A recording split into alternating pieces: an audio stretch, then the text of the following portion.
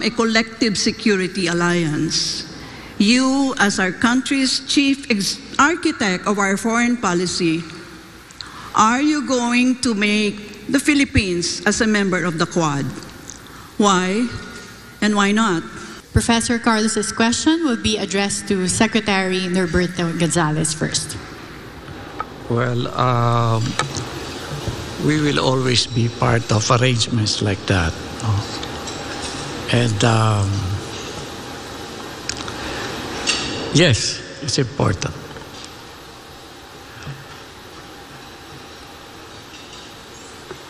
Dapat lagi kasi may mga kasama tayo kung may mga hiharap tayo mga problema sa mundo. Kaya kailangan, kung may mga arrangements na ganyan, dapat pinapasok natin.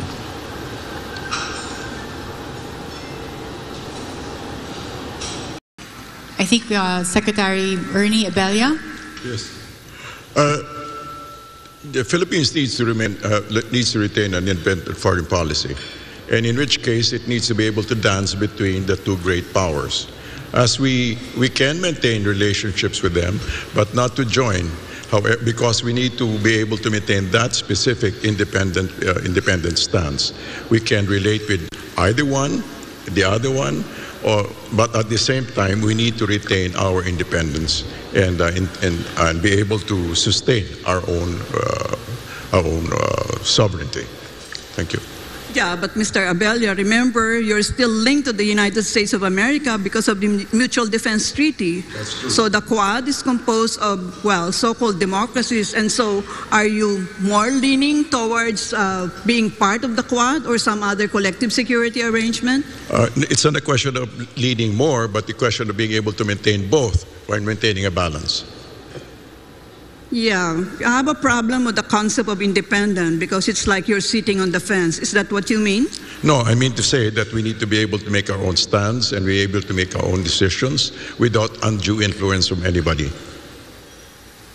I don't know that being friends with everybody is foreign policy. We're not being friends with anybody. We can have trade with the greater power, which is our neighbor. On the other hand, we can maintain MDTs with the people in Quad. Yeah, well, the reason why, and this is for all the candidates, I asked this question is that right now I'm sure the big powers are trying to carve their own spheres of influence. And because we've always been within the sphere of influence of the United States of America, the Quad is simply an extension of this proposed collective security arrangement. On the other hand, they will not always, we can always be sure that they will always stand for us. Well, of course, nobody can answer that question, even if we ask Biden today, you know. Thank you. Thank you.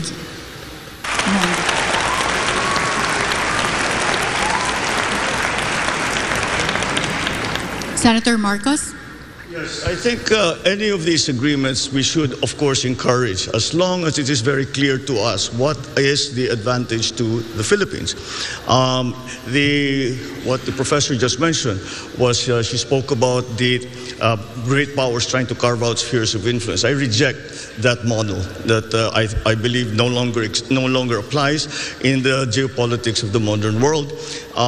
The old Cold War thinking. We have to ply our own way. And so it really would depend on what is inside, or what those agreements say that the Philippines, what will be doing and what those other partners of ours will be doing for the Philippines. And once again, because we shouldn't think of the old Cold War system, we should always think in terms of the fine line that the Philippines has to tread in all our foreign policy decisions. But if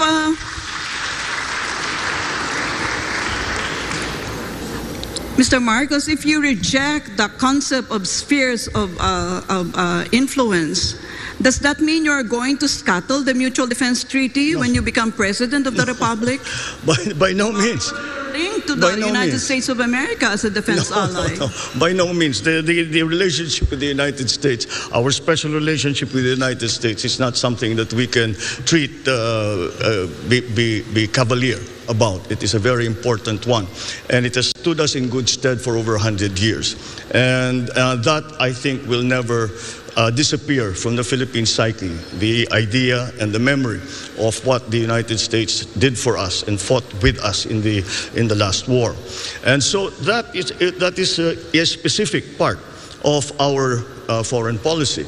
But then as we approach, we know that we are a hot spot right now. The West Philippine Sea is a hot spot in geopolitics right now.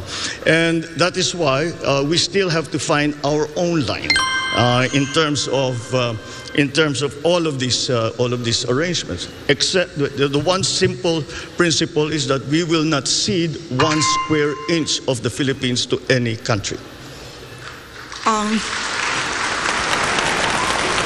Karen, do I have time for one more follow-up with Mr. Marcos? Yes, Professor Carlos. Yeah. Okay, if that is the stance that you have taken, Mr. Marcos, suppose you have a situation where China is trying to, take us in, embrace us within its sphere of influence. How would you react as our chief architect of our foreign policy? Once again, in terms of specifically to China, the correct approach still seems to be one of engagement. And no matter what the superpowers are trying to do, we have to work in the interest of the Philippines, and we cannot allow ourselves to be part of the foreign policy of any other country. And we have to have our own foreign policy. So again, whatever the superpowers do, we as a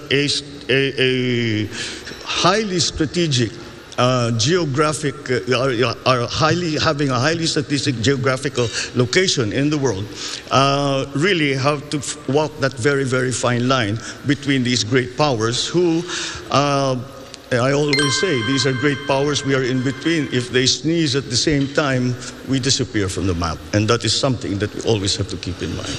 Thank you. Cal Yodi, we'll hear from you. Para sa akin talaga ay maiwasan yung lahat yung pakikipagkaisa dito sa mga malaking bansa sa daigdig na ang relasyon ay gagawin tayong parang pawn lang sa mga kanilang mga labanan.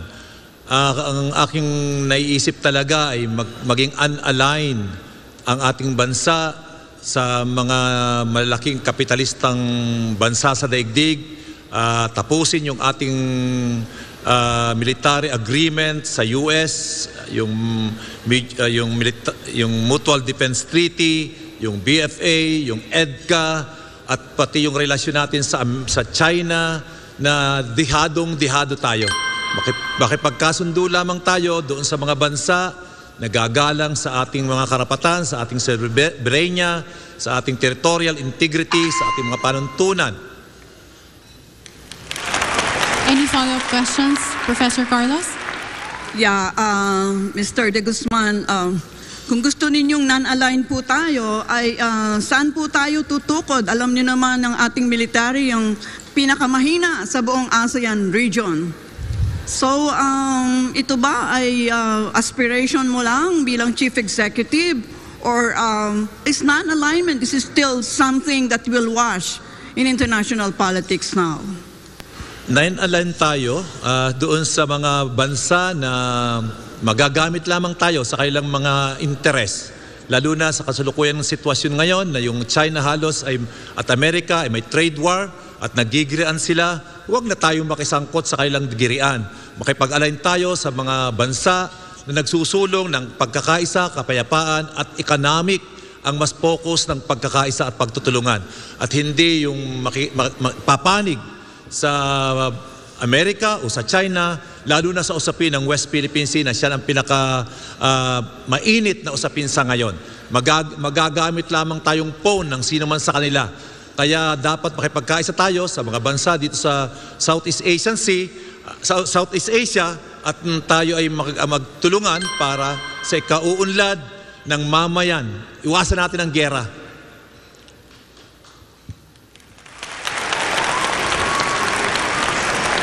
Is there any rebuttal from our candidates?